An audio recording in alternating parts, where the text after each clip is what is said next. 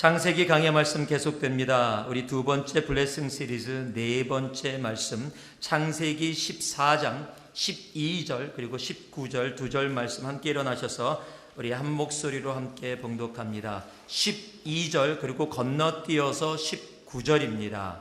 그래서 계속해서 읽는 것이 아니라 12절 한 절 말씀 그리고 19절 한 절 말씀입니다. 우리 두 절의 말씀을 우리 한 목소리로 봉독해 올리겠습니다. 함께 합니다. 소돔에 거하는 아브람의 조카 롯도 사로잡고 그 재물까지 노력하여 갔더라. 19절입니다. 그가 아브람에게 축복하여 가로되 천지의 주제시요 지극히 높으신 하나님이여 아브람에게 복을 주옵소서. 아멘. 결혼을 앞둔 어떤 젊은 멋있는 남성이 완벽한 여성을 찾기 위해서 온 세상을 여행하기 시작했습니다. 그는 이런 배우자하고 결혼하지 않으면 결혼 생활이 행복할 수 없다라고 믿고 완벽한 여성을 찾기 위해서 온 세상을 다니기 시작했습니다. 세상 구석구석을 다니면서 찾기 시작한 지 40년이 지났습니다. 그럼에도 불구하고 아무 여성과도 결혼하지 못했고 이제 나이가 70이 됐습니다. 한 번은 친구가 와서 너무 불쌍해서 아니 완벽한 여성을 찾는다고 하면서 나이가 70이 되도록 결혼을 못했는데 정말 40년 동안 한 번도 완벽한 여성을 만난 적이 없느냐 그랬더니 그분이 이렇게 얘기합니다. 실은 딱 한 번 완벽한 여성을 만났었다. 그랬더니 친구가 묻습니다.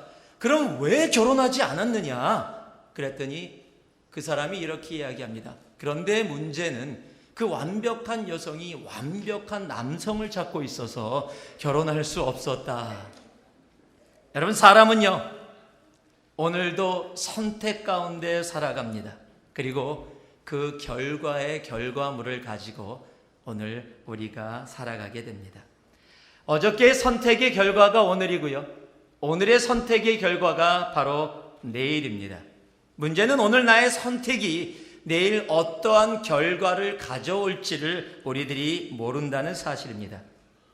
물론 우리는 우리가 선택을 할 때 가장 좋은 결과를 기대하면서 오늘도 선택을 합니다. 그러나 언제나 그 결과가 우리가 원하는 것처럼 그런 결과로 오지 않을 수도 있다는 것입니다.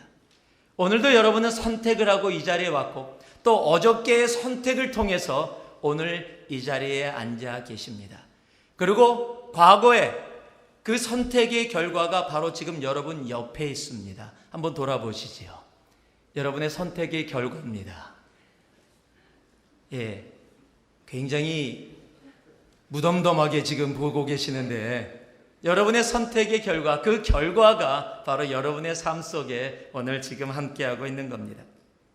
오늘 창세기 14장의 이야기도 바로 그 선택의 결과를 이야기하고 있습니다. 창세기 14장의 이야기는 전쟁의 이야기가 갑자기 시작이 됩니다. 5왕과 4왕의 전쟁인데 그 4왕에 속해 있는 엘림의 이 그돌라오멜이라는 왕이 굉장히 세력이 큰 힘을 갖고 있었습니다. 소돔과 고모라를 속해 있는 그 나라를 오히려 지배할 수 있는 힘을 갖고 있었는데 아마 소돔과 고모라와 그 근방의 나라들이 힘을 좀 얻었던 것 같습니다. 그래서 반항을 하기 시작했고 그돌라오멜 왕의 말에 의하면 배신을 하고 배반을 한 겁니다. 거기에 쉽게 얘기하면 왕이 열을 받은 겁니다. 그래서 근처에 4왕을 규합해서 이 5나라를 치기 위해서 전쟁을 일으킨 겁니다. 전쟁을 일으켜서 소돔과 고모라를 다 무찌르고 그리고 나서 승리했는데 그 소돔과 고모라 안에 속해 있던 롯도 데리고 그리고 포로로 잡고서 가게 된 겁니다. 그 소식을 들은 아브라함이 군사들을 이끌고 318명의 군사들을 이끌고 구하러 가서 그 롯을 구하고 모든 포획물을 다시 다 가지고 오다가 샬롬 왕 멜기세덱을 만나게 됩니다. 그리고 그 멜기세덱을 통해서 멜기세덱에게 11조를 바치고 멜기세덱에게 하나님의 복을 얻으면서 이루어지는 이야기가 창세기 14장의 이야기입니다. 그리고 여기 등장하는 멜기세덱이 우리들이 잘 아는 히브리서에서 예수님의 대제사장됨을 이야기하는 그 멜기세덱의 반차 족보를 좇아서 왕이 되었다라는 이야기가 바로 이 창세기 14장에 나오는 멜기세덱의 이야기를 이야기하고 있는 겁니다.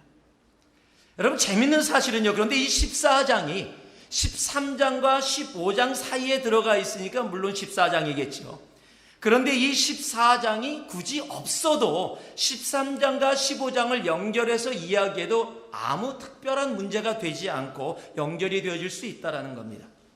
또 14장에서 등장하는 아브라함의 모습이 갑자기 13장에서의 모습과 너무도 다른 모습, 318명으로 수천, 수만, 수십만이 되는 군대를 무찌를 수 있는 왕의 모습으로 나타나고 전혀 설명이 없는 멜기세덱의 이야기가 등장하면서 많은 신학자들이 대체 14장이 이 안에서 갑자기 등장하는, 이해되지 않는 이야기들이 왜 이렇게 많이 등장하느냐라고 의문을 표시하고 있는 장이 14장이기도 합니다. 그런데 하나님이 왜 굳이 14장이 전쟁의 이야기를 이곳에 집어넣었을까요? 저는 그 이유는 단 하나라고 생각합니다. 14장이 쓰여진 이 단 하나의 이유는 롯과 아브라함의 그 삶의 선택의 결과가 무엇인지를 우리들에게 보여주기 위해서 하나님은 14장을 일부러 13장과 15장 사이에 집어넣었다라고 저는 믿습니다. 오늘 읽은 12절의 내용이 뭡니까? 롯이 포로로 잡혀갖고 모든 것을 빼앗겼다라는 겁니다. 여러분, 눈에 보이던 좋은 땅, 꿈을 가지고 삼촌에게서 떠났던 롯의 선택의 결과가 포로고 모든 것을 빼앗겼다라는 겁니다. 당시에 포로는 그저 잠시 잡혀가는 것이 아니라 자신의 삶을 다 잃어버리는 노예의 삶, 이제는 더 이상 자신은 자신이 결정해서 이루어지는 삶이 존재하지 않는 삶이 포로로 잡혀가는, 모든 것을 잃어버리는 삶입니다. 그게 롯의 선택의 결과였습니다.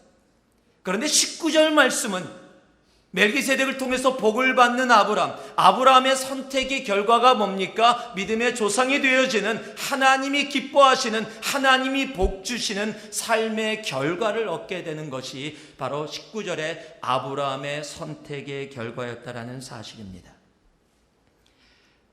우리가 지금 결정하는 선택들은 그 결과들이 바로 보이지는 않습니다. 그러나 분명한 것은 그 선택의 결과가 우리에게 분명히 온다라는 사실입니다. 여러분께 한번 물어보겠습니다. 여러분은 여러분들이 선택을 해서 갖고자 하는 결과가 어떠한 결과입니까? 롯입니까? 아브라함입니까? 롯의 선택을 하기 원하시는 분 계십니까? 나는 롯의 선택이 더 옳다고 생각한다. 포로로 잡혀갈지언정 롯이 옳다. 아마 그렇진 않을 겁니다. 대부분 여러분 아브라함의 결과를 원할 겁니다. 하나님의 복을 받는, 믿음의 조상이 되어지는, 하나님께 기억되은 바 되어지는 바로 그 아브라함의 결과를 분명히 원하실 겁니다. 그렇다면 아브라함의 결과는 아브라함의 선택에서 이루어지는 겁니다. 롯의 결과는 롯의 선택에 의해서 이루어진 것이 롯의 결과입니다. 내가 아브라함의 결과를 원한다면 바로 아브라함의 선택을 할 수 있는 우리들이 되어지기를 소망합니다. 우리의 삶 가운데 우리 한 사람 한 사람이 오늘 아브라함의 선택을 통해 그 아브라함의 결과를 마음껏 맛보는 그런 축복 속에 들어가는 우리 새누리의 백성들 되기를 주님의 이름으로 축복합니다. 우리 옆에 분들에게 한번 그렇게 인사 좀 나눠보세요. 얼굴 보시면서 아브라함 같아요. 한번 인사 좀 해보시죠. 아브라함 같아요. 별로 그렇게 감흥이 없으십니까? 아브라함이 받던 그 선택, 하나님이 기뻐하시고 받았던 그 선택에 우리 모두가 들어가기를 원합니다. 그럼 아브라함은 어떠한 선택을 했을까요? 오늘 14장을 보기 전에 아브라함의 선택은 13장에서부터 이루어집니다. 우리가 지난주에 함께 봉독했던 말씀인데 우리가 다시 한번 함께 봉독해 봅니다. 창세기 13장 7절에서 9절입니다. 창세기 13장 7절에서 9절 말씀 우리가 한 목소리로 함께 봉독합니다. 함께 합니다. 그러므로 아브라함의 가축의 목자와 롯의 가축의 목자가 서로 다투고 또 가나안 사람과 브리스 사람도 그 땅에 거하였는지라. 아브라함이 롯에게 이르되 우리는 한 고륙이라. 나나 너나 내 목자나 내 목자나 서로 다투게 말자. 내 앞에 온 땅이 있지 아니하냐. 나를 떠나라. 내가 좌하면 나는 우하고 내가 우하면 나는 좌하리라. 우리는 한 고륙이라 다투게 말자. 아브라함의 선택은 바로 여기 있었는데 한번 따라해 주시기 바랍니다. 화평을 선택하십시오. 아브라함의 선택은 다투게 말자. 우리가 한 형제다. 다투게 말자. 즉 화평을 선택했습니다. 한 가정에 아이들의 친구들이 같이 놀러 왔습니다. 그리고 뒤뜰에 가서 놀겠다고 해서 부모가 같이 뒤뜰에서 놀게 했습니다. 조금 시간이 지났는데 갑자기 뒤에서 막 싸우는 소리가 나는 겁니다. 부모가 깜짝 놀랐습니다. 뒤뜰에 갔더니 아이들이 막 싸우고 있는 거예요. 그래서 아이들을 세워놓고 혼내기 시작했습니다. 왜 놀러와서 친구들끼리 싸우니? 싸우면 되니? 라고 막 혼내는데 아이들이 눈이 동그란 거예요. 아빠, 엄마 우리 싸우는 거 아니에요. 아빠가 보기엔 너희들 싸웠는데. 아니에요. 싸운 게 아니라 교회 놀이하고 있었어요. 그러더래요. 여러분, 교회 놀이하고 있었어요. 여러분, 이런 말이 유머로서 들려지고 있다는 그 사실이, 이야기는 제가 만들어낸 게 아니라 유머로 떠도는 얘기입니다. 이것이 유머가 되어져 돌아다니고 있다는 것이 참으로 마음 아픈 이야기입니다. 우리가 사는 이 세상은요, 싸울 이유가 참으로 많습니다. 돈 때문에, 더러는 감정이 상해서 상처를 받아서, 더러는 누군가 내 자존심과 자존감을 건드려서, 그런 것 때문에 우리들은 싸울 이유가 참 많이 있습니다. 이유는 찾으면 어디에든지 있습니다. 테네시주에 한국말로는 오른발 교회라고 번역이 되어 있는데 제가 영어를 찾아봤더니 영어에는 Left Foot Baptist Church라고 되어 있습니다. 영어 쪽이 더 맞는 것 같아서 아마 번역할 때 조금 잘못된 것 같아서 영어 쪽을 조금 더 선호합니다. 실제적으로 테니스의 조그만 마을에 있는 교회 이름이 Left Foot Baptist Church입니다. 이 교회가 왜 이런 이름을 갖게 됐냐면 이 교회는 세례식 또는 성찬식보다 세족식에 조금 무게를 두고 있는 그런 이 교회를 운영해 왔습니다. 하루는 목사님이 교인들과 예배 가운데 세족식을 하게 됐는데 목사님이 습관적으로 오른발을 먼저 닦아주신 겁니다.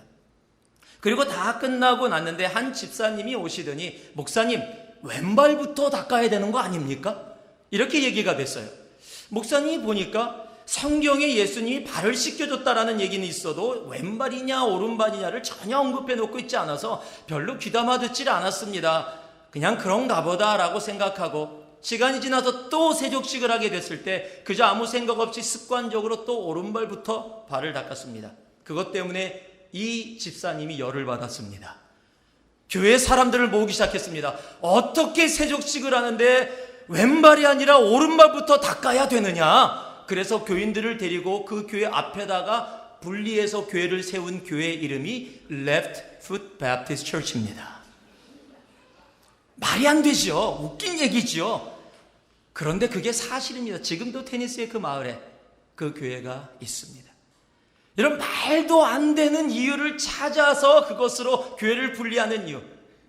여러분, 한국교회, 이민교회도 초창기에 그런 일이 있었다고 제가 들은 적이 있습니다. 비슷한 얘기요. 교회가 다툼이 있었는데 다툼이 있었던 이유가 뭐냐? 예배 끝나고 국밥을 먹어야 되냐? 떡국을 먹어야 되느냐? 그것 때문에 서로 다퉜던 적이 있었다는 이야기를 들었습니다. 말이 안 되는 이야기인데 참으로 웃긴 이야기인데요. 그렇게 싸울 이유를 찾는다면 세상에는 얼마든지 싸울 이유가 있습니다. 오늘 아브라함의 본문에 싸울 이유가 있었습니다. 여러분, 지금 롯이 누굽니까? 아브라함의 조카입니다. 하나님께서 친척아비 본토집을 떠나서 나가라 그랬을 때 다른 친척은 다 떠났는데 롯이라는 조카는 아들처럼 여겨서 그를 데리고 왔습니다. 그 어린 조카를 데리고 오면서 그 조카에게 많은 재물도 줬고요. 그래서 넉넉하게 살게 해 주었습니다. 나름대로 삼촌으로서 조카에게 할 수 있는 일을 많이 했어요. 그래서 굉장히 많이 누리게 됐는데 지금 무엇을 하고 있습니까? 롯이 그리고 목자가 싸움을 걸어온 겁니다. 여러분, 이런 모습에서 보면 아브라함에게는 괘씸한 행위입니다. 이런 괘씸한 염이 있나, 이렇게 얘기가 돼야 돼요. 지금 그런 상황임에도 불구하고 아브라함 같으면, 보통 사람 같으면 이건 말이 안 된다, 내가 자기를 어떻게 돌봐줬는데 어찌 나에게 이럴 수가 있어. 그 목자들이 그러면 롯이 말려야 되는데, 여러분 본문은 뭐라고요? 롯이 와서 아브라함에게 사과를 한 게 아니라 아브라함이 롯에게 찾아가서 내 목자나 나의 목자나 너나 나나 싸우지 말자, 우리 한 형제다. 롯은요, 싸움을 걸어왔습니다. 그런데 아브라함이 싸울 이유가 있었음에도 불구하고 오히려 싸움보다 화평을 선택하게 된 겁니다. 여러분, 하나님의 마음이 바로 화평이기 때문입니다. 아브라함은 하나님의 마음을 알고 화평을 선택합니다. 에베소서 2장 13절에서 16절 말씀을 보면은요, 이제는 전에 멀리 있던 너희가 그리스도 예수 안에서 그리스도의 피로 가까워졌느니라. 그는 우리의 화평이신지라. 둘로 하나를 만드사 중간에 막힌 담을 허시고 원수된 것 곧 의문에 속한 계명의 율법을 자기 육체로 폐하셨으니 이는 이 둘로 자기 안에서 한 세 사람을 지어 화평하게 하시고 또 십자가로 이들을 한 몸으로 하나님과 화목하게 하려 하심이라. 원수된 것을 십자가로 소멸하시고. 여러분, 지금 하나님이 예수님을 보낸 이유를 이야기하고 있는데 그 이유가 뭡니까? 화평이었다라고 얘기합니다. 화목이었다라고 이야기합니다. 하나님과 우리의 관계를 화평하게 하시고 서로 형제자매들과의 관계를 화평하게 하시기 위해서 예수 그리스도를 우리에게 허락해 주셨다라고 이야기하는 겁니다. 그래서 사도행전 10장 36절에 보면 만유의 주 되신 예수 그리스도로 말미암아 화평의 복음을 전하사. 복음이 어떤 복음이라고요? 화평의 복음입니다. 하나님께서 우리에게 주신 것이 바로 화평의 복음입니다. 여러분, 세상에는요, 싸울 이유 너무도 많습니다. 정말 싸울 이유가 너무도 많아요. 정말 싸우는 모습으로 그렇게 살아갈 때가 너무도 많습니다. 이유를 찾아서 싸울 때도 참으로 많습니다. 그래, 성경은 뭐라고 얘기합니까? 하나님께서 우리를 향해서 마태복음 5장에 보니까 화평케 하는 자는 복이 있다. 저희가 하나님의 아들이라 일컬음을 받을 것이요. 즉, 화평하게 하는 사람은 복이 있는데 그들이 하나님의 아들이라, 즉 우리들이 화평을 선택했을 때 세상이 우리를 보고 와, 크리스찬이다, 이렇게 본다는 겁니다. 여러분, 그런데 지금 세상이 어떻게 되어 있는지 아십니까? 막 어떤 사람이 음식점에서 싸우니까요, 주인이 그러더래요. 그들 향해서 여기가 교회야, 왜 싸워? 여러분, 말이 안 되는 이유를 세상이 그렇게 보고 있다는 것은요, 우리들이 회개해야 될 일이기도 합니다. 화평케 하는 자는 복이 있나니 저희가 하나님의 아들이라 일컬음을 받을 것이요. 아브라함은 화평을 선택했습니다. 그리고 하나님의 복을 누리는 그 삶으로 들어갔습니다. 여러분 삶 속에 지금 지치고 힘들고 어렵고 여러분의 마음을 아프게 하면서 싸울 이유를 허락하는 이유들이 있다면 오늘 주님 앞에 다 내려놓을 수 있기를 소망합니다. 그리고 하나님은 화평의 복음으로 우리에게 예수를 보내주셨습니다. 그렇다면 우리도 화평할 수 있기를 소망합니다. 남편과 아내가 서로 화평할 수 있기를 원합니다. 부모와 자녀가 서로 화평할 수 있기를 원합니다. 형제와 형제가 서로 화평할 수 있기를 원합니다. 성도와 성도가 서로 화평할 수 있기를 원합니다. 여러분, 싸울 이유를 찾으면 어디에든 있습니다. 여러분, 남편 보고요 싸울 이유 찾으려면요 수도 없습니다. 아내 보고 싸울 이유 찾으려면 수도 없습니다. 여러분, 자녀들 보고서요 짜증나고 화낼 이유 찾으려면 수도 없이 있습니다. 성도들 간에요 찾으려고 맘만 먹는다면 여러분 어떤 이유든지 다 찾아낼 수 있습니다. 어떤 분들은요 그냥 목소리만 들으면 짜증난대요. 당신 목소리가 마음에 안 든대. 여러분 어떡합니까? 목소리를 바꿉니까? 제 얘기를 하는 게 아닙니다. 제 목소리 괜찮습니다. 여러분, 이유를 찾아내서 이야기하면 한없이 당신이 걸어가는 모습이 마음에 안 든다 그러면 어찌하겠습니까? 여러분, 걸음걸이를 어떻게 하루아침에 바꿀 수 있겠습니까? 여러분, 싸울 이유를 찾는다면 이 세상에 싸울 이유 수없이 많습니다. 그러나 싸울 이유가 있음에도 불구하고 아브라함은 싸우지 말자 하고 화평을 선택했습니다. 그 화평의 선택의 결과가 아브라함의 삶 속에 하나님이 기억하시고 기뻐하시는 복된 믿음의 조상이 되는 아브라함이 되어지는 겁니다. 오늘 싸울 이유가 많은 이 세상 가운데 화평을 선택할 수 있는 우리가 되어지기를 주님의 이름으로 축복합니다. 그래서 정말 우리의 삶 가운데 하나님이 기뻐하시는 그 화평으로 나아갈 수 있기를 원합니다. 잠언 20장 3절은요, 다툼을 멀리하는 것이 사람에게 영광이오늘 미련한 자마다 다툼을 일으키느니라 라고 이야기합니다. 다툼을 멀리하고 주님의 십자가의 화평을 좇아서 나아갈 수 있는 우리가 되어지기를 원합니다. 두 번째는요, 4장 14절과 15절 말씀입니다. 4장 14절과 15절의 말씀을 우리가 같이 한번 봉독하겠습니다. 함께 합니다. 아브라함이 그 조카의 사로잡혔음을 듣고 집에서 길리고 연습한 자 318인을 거느리고 단까지 쫓아가서 그 가신을 나누어 밤을 타서 그들을 쳐서 파하고 다메섹 좌편 호바까지 쫓아가서, 한번 따라해 주세요. 손해를 선택하십시오. 세상은 지금 이익이라는 단어가 세상을 움직이고 있다고 해도 과언이 아닐 겁니다. 얼마 전 중국의 증시가 무너진다는 소식이 듣고요, 수억 불의 돈이 하루아침에 빠지고 들어가고 그랬습니다. 애플의 주가가 떨어진다고 했더니 또 그것 때문에 요동을 쳤습니다. 왜냐하면 이익을 얻기 위해서인데 손해를 보게 되니까 사람들이 거기에 반응하고 움직이는 겁니다. 즉, 이익과 손해가 우리들의 삶을 움직이고 있습니다. 그것은 돈의 문제뿐만 아니라 우리의 삶도 마찬가지입니다. 내가 어떤 일을 할 때 이것이 나에게 이익이 되어질까 손해가 되어질까를 생각하고 나아가는 것이 보통 우리들의 모습입니다. 사람을 만날 때도 이 사람을 만나면 나에게 이익이 되어질까 손해가 되어질까, 이 일을 하면 이익이 되어질까 손해가 되어질까, 그런 것들을 생각하는 것이 어떻게 보면 우리들의 모습일지도 모릅니다. 여러분, 지금 아브라함이 이익과 손해를 계산했다면 그러면 지금 롯을 향해서 달려갈 이유가 없습니다. 오늘 말씀을 보니까요, 아브라함이 그 조카가 사로잡혔음을 듣고 집에서 길리고 연습한 자 318인을 데리고 지금 롯이 잡혀있다라는 소식을 듣고서 주저한 모습을 전혀 성경은 기록해 놓고 있지 않습니다. 바로 나아갑니다. 여러분, 이건 엄청난 손해입니다. 특히 롯, 여러분 괘씸한 조카잖아요. 보통 사람 같으면 어떡합니까? 이럴 때 이렇게 얘기합니다. 내가 그럴 줄 알았어.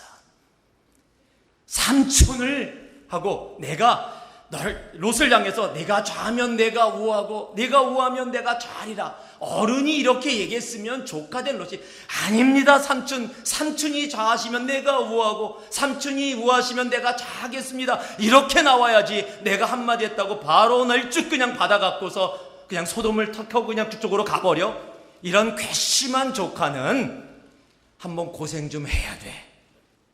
한 1년 정도 포로 생활한 다음에 내가 시간 봐서 한번 그래도 가족이니까 구출해 주지. 여러분, 그렇게 이야기할지 모릅니다. 보통 우리들의 삶이 어떻게 보면 그러한 모습으로 그렇게 나아갈지 모릅니다. 그런데 아브라함은 그렇게 하지 않았습니다. 잡혀있다는 소식을 듣자마자 달려나아갑니다. 목숨의 손해입니다. 재산의 손해입니다.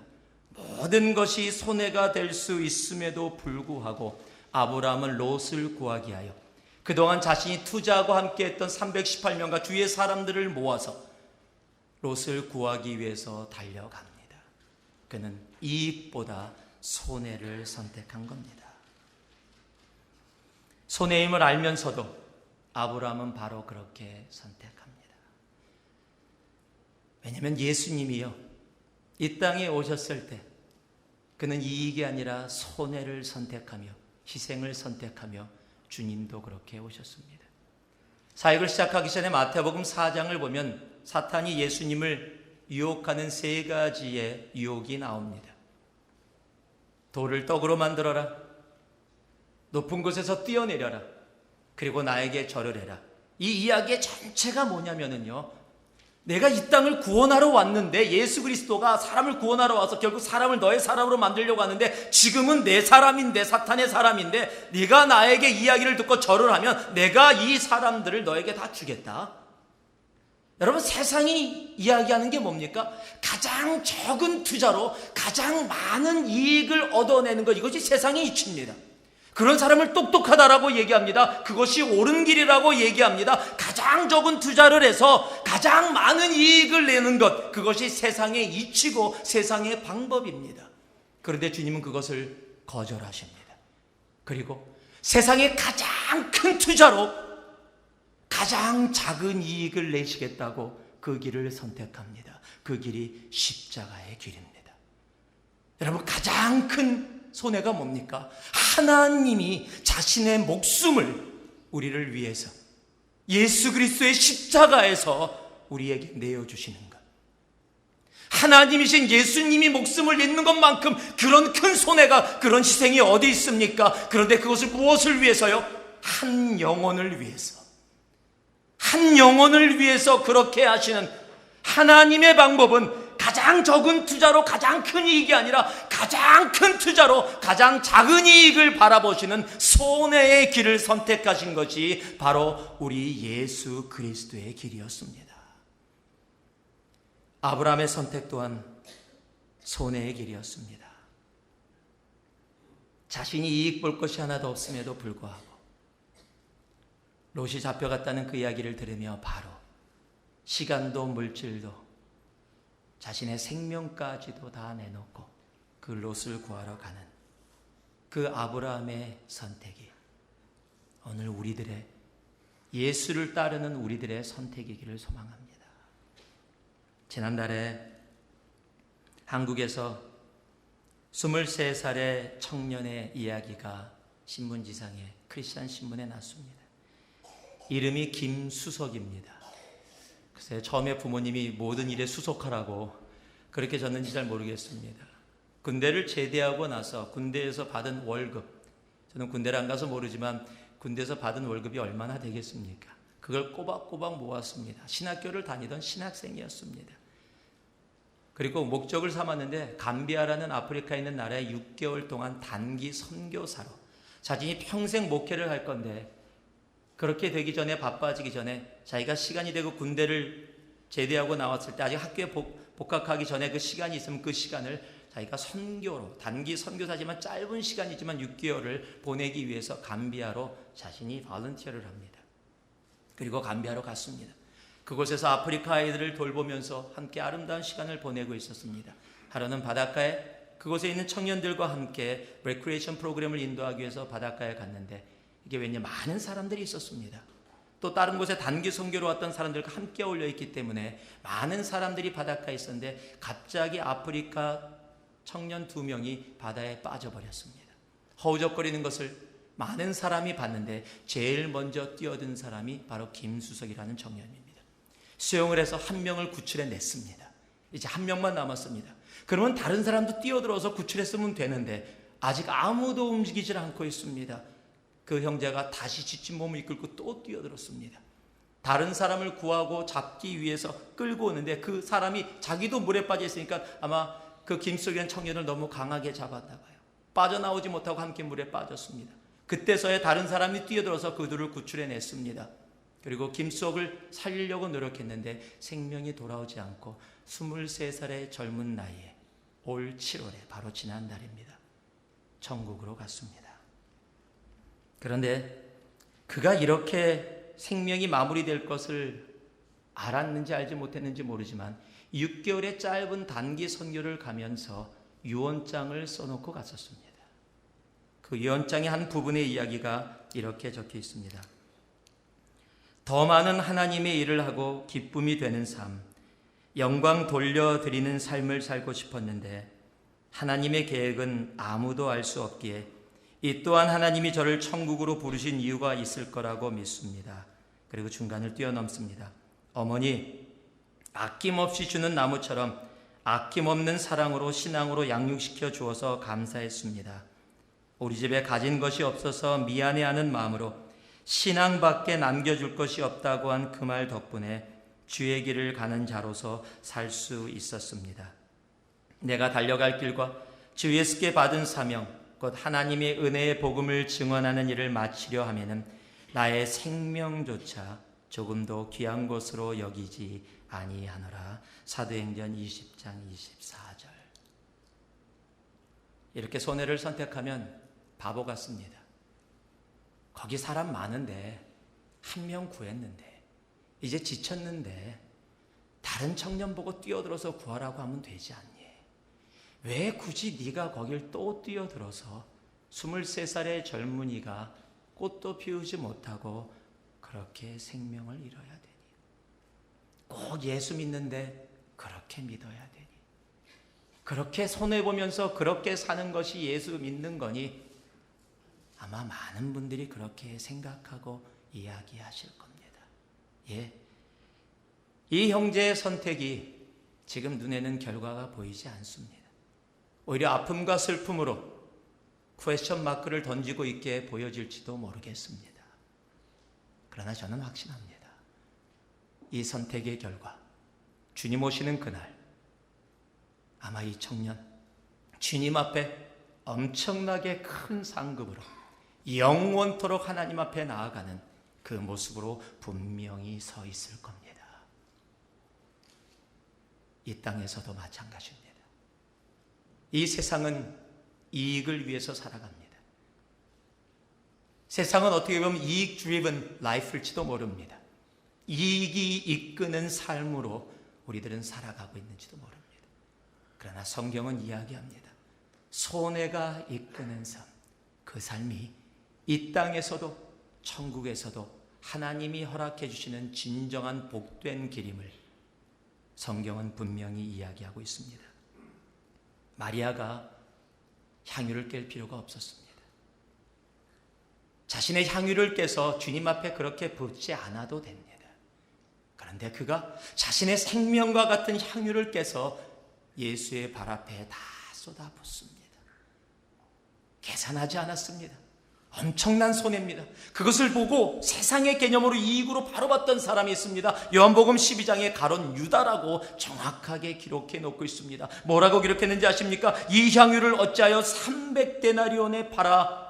여러분 지금 향유를 보는 순간 그게 300데나리온, 300일의 정말로 일한 그 값어치가 있는 그만큼의 향유인 것을 바로 알았습니다. 그런데 성경이 뭐라고 이야기합니까? 그의 입술엔 가난한 자들에게 돕자라고 얘기하는데 이렇게 말하면 가난한 자들을 생각함이 아니하뇨 저는 도적이라 돈깨를 맞고 거기 넣는 것을 훔쳐감이더라.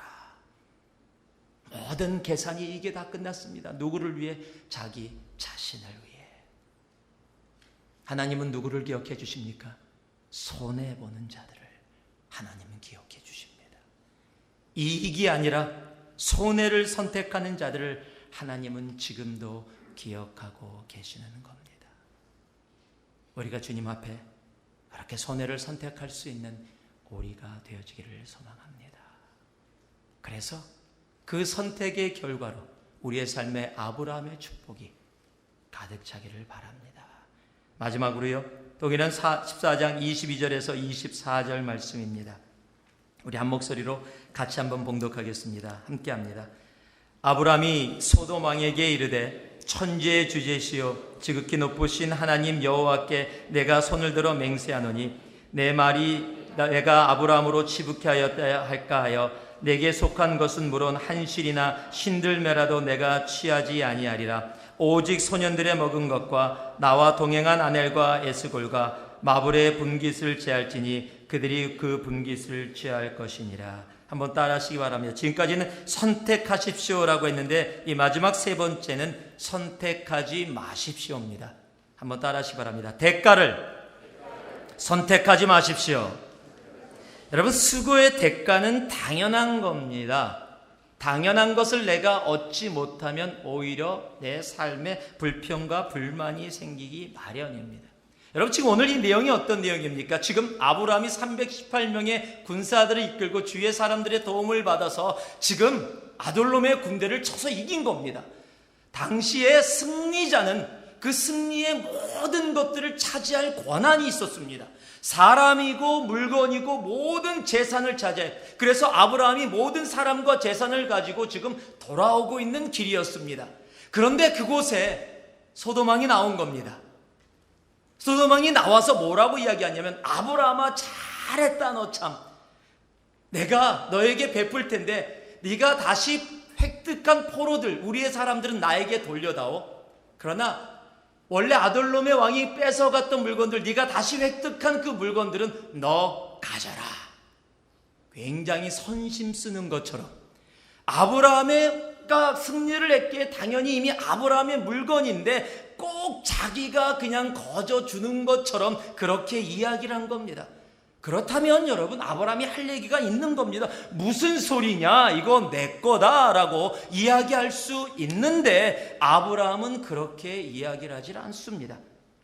내 말이 내가 아브라함으로 치북혀야 할까 하여 내가 속한 것은 물론 한실이나 신들매라도 내가 취하지 아니하리라. 누구께 맹세하면서요? 여호와께 맹세하며. 여러분, 내가 대가를 선택하지 않겠다라는 겁니다. 너무 당연한 것인데, 나의 것인데도 불구하고 내가 그 대가를 선택하지 않는 삶, 쉽게 얘기하면 나는 하나님 한 분으로만 만족한 삶을 살겠다라고 고백하는 것이 아브라함의 고백이고 선택이었다라는 사실입니다. 여러분, 사람들은요, 자기가 한 일에 대해서 대가를 바랄 때가 참 많이 있습니다. 여러분, 그런 얘기 들어보셨습니까? 내가 대가를 바라고 이런 일을 한 것은 아니야. 그렇지만 이거는 너무한 거 아니야. 여보, 내가 대가를 바라고 이렇게 매일 저녁 준비해 준 거 아니야. 그렇지만 당신도 이렇게 하면 안 되지 않아? 라고 이야기한 것은요, 대가를 바라고 있었다라는 겁니다. 내가 이만큼 해줬으면 당신은 이만큼 해야 되는 거 아니야 라는 생각이 나도 모르는 속에 들어가 있는 거예요. 내가 교회를 열심히 했는데 내가 대가를 바라고 한 건 아니지만 적어도 와서 수고했습니다, 고마웠습니다 라고 정도는 해야 되는 거 아니야? 여러분, 이 얘기가 뭡니까? 바라고 있었다라는 거예요. 내가 대가를 바라지 않고 있었다라는 그 말이 아니라는 겁니다. 나도 모르는 사이에 그 대가를 바랬고, 그 대가가 오지 않았을 때 우리 안에는 불평과 불만과 원망이 생기게 되는 겁니다. 아브라함은 그 당연한 대가를 선택하지 않았습니다. 오히려 내려놨습니다. 하나님의 이름을 위해서 내가 신들매 하나라도 가지지 않겠다. 내가 생명을 걸고 취득한 겁니다. 내가 시간을 내서 취득한 겁니다. 그럼에도 불구하고 그것에 대한 대가를 내가 가지지 않겠다. 여러분, 우리가 하나님의 일을 감당하면서 크리스찬으로 살아가면서 우리가 수고하는 일들이 많이 있습니다. 그것이 육체적인 노동이든 정신적인 노동이든 어떠한 섬김이든 우리들이 할 때가 있습니다. 그러나 그때 혹 대가를 바라고 대가를 선택하며 그 일을 한다면 분명히 상처받습니다. 분명히 원망 나옵니다. 여러분, 사람은 원래 그런 죄성이 있는 존재이기 때문에 그렇습니다. 우리가 잘 아는 마태복음 20장에 보면 이 포도원 주인이 일꾼들을 데려옵니다. 아침 6시에, 9시에, 12시에, 3시에, 그리고 5시에, 6시에 문이 닫는데 5번을 일꾼들을 데려옵니다. 여러분, 일꾼들을 데려온다라는 것은 지금 일이 없어서 하루 먹을 끼니도 없는 사람들이 서 있는 겁니다. 하루를 벌어서 하루를 살아가는 사람들에게 가서 9시에 사람들을 데려왔습니다. 여러분, 얼마나 감사하겠어요. 하나님 정말 감사합니다. 나에게 이렇게 오늘도 일할 수 있어서 가족들을 먹일 수 있는 하루의 품삯을 받게 하심을 감사합니다. 그게 한 데나리온입니다. 그런데 일을 하다 보니까 주인이 가서 12시에도 데려와요. 3시에도 데려와요. 이제 1시간만 지나면 일이 끝나는데 5시에도 데려왔습니다. 처음에는 아무 생각 없었습니다. 그런데 돈을 끝나고 품삯을 나눠주는데 5시에 온 사람, 1시간밖에 일하지 않은 사람에게 품삯을 주는데 한 데나리온, 하루의 품삯을 주는 거예요. 그랬더니 사람들이 그것을 보면서 기대를 하기 시작합니다. 1시간 일한 사람에게 한 데나리오를 주면 9시에 온 나는, 12시에 온 나는, 3시에 온 나는, 심지어는 6시에 온 사람들은 어떻겠습니까? 시간으로 계산했더니 12데나리온 정도는 받아야 되는 거고, 못 받아도 몇 데나리온은 더 받겠다라고 기대를 합니다. 그런데 한 데나리온밖에 안 주니까 사람들이 불평하기 시작합니다. 어떻게 그럴 수가 있느냐? 여러분 10절 말씀에 뭐라고요? 먼저 온 자들이 와서 더 받을 줄 알았더니, 자신들이 더 받을 거라고 기대를 갖고 대가를 바라고 있었는데 그 대가가 이루어지지 않으니까 원망으로 생기는 겁니다. 여러분, 사람의 마음에 대가를 바라고 있으면 그 대가가 그대로 내가 원하는 대로 이루어지지 않으면 사람들은 원망하고 불평하게 돼 있습니다. 우리 자녀들이 가장 많이 쓰는 언어 unfair, 그게 무슨 얘기입니까? 내가 바라던 만큼 그 대가가 나에게 오지 않았다라는 겁니다. 여러분, 대가를 바라면 불평할 수밖에 없습니다. 불만할 수밖에 없습니다. 그러나 대가를 선택하지 아니하고 내가 주님을 선택한다면, 십자가의 길을 걸으신 그 하나님의 그 마음을 선택한다면 우리는 아브라함의 복 가운데 온전히 들어갈 수 있게 될 것입니다. 말씀을 마무리합니다. 오늘 아브라함과 롯의 선택의 이야기가 나옵니다. 여러분, 오늘 어떤 선택을 하시겠습니까? 아브라함의 선택입니까? 롯의 선택입니까? 롯의 선택은 참 똑똑해 보입니다. 참 지혜로워 보입니다. 사람이 살아가는 이치에 어떻게 보면 맞게도 보입니다. 아브라함의 선택은 참 바보 같습니다. 맨날 손해보고 살아갑니다. 우유부단합니다. 손해봅니다. 그러나 하나님은 그 아브라함의 선택을 귀하게 받으셨습니다. 하나님은 롯을 축복하신 것이 아니라 아브라함을 축복하시고 아브라함을 통해서 우리의 믿음의 조상이 되게 하시고 오늘 우리를 그 아브라함의 자손이라 말씀하고 계시는 겁니다. 오늘 여러분은 어떠한 선택을 하시겠습니까? 그리고 어떠한 결과를 가지고 살아가시겠습니까? 아브라함의 선택인 화평을 선택할 수 있는 여러분 되기를 소망합니다. 세상이 이야기하는 이익이 아니라 손해를 선택할 수 있는 우리가 되기를 원합니다. 그리고 대가를 바라고 그 대가를 선택하는 것이 아니라 대가를 내려놓고 주님의 십자가, 주님의 영광을 선택할 수 있는 우리 새누리가 되기를 소망합니다. 그래서 오늘의 선택이 우리의 삶의 아름다운 하나님의 복의 결과로 우리의 심령을 가득 채우기를 주님의 이름으로 축복합니다. 기도하겠습니다. 사랑의 아버지 하나님, 오늘도 우리는 선택을 하고 이 자리에 앉아 있습니다. 그리고 이 한 주도 수많은 선택을 하게 될 것입니다. 하나님, 우리의 선택 가운데 하나님 함께하여 주셔서 우리의 선택이 롯의 선택이 아닌 아브라함의 선택되게 하여 주셔서 롯의 결과가 아닌 아브라함의 결과로 살아가는 우리 되게 하여 주시옵소서. 예수님 이름으로 기도 올리옵나이다.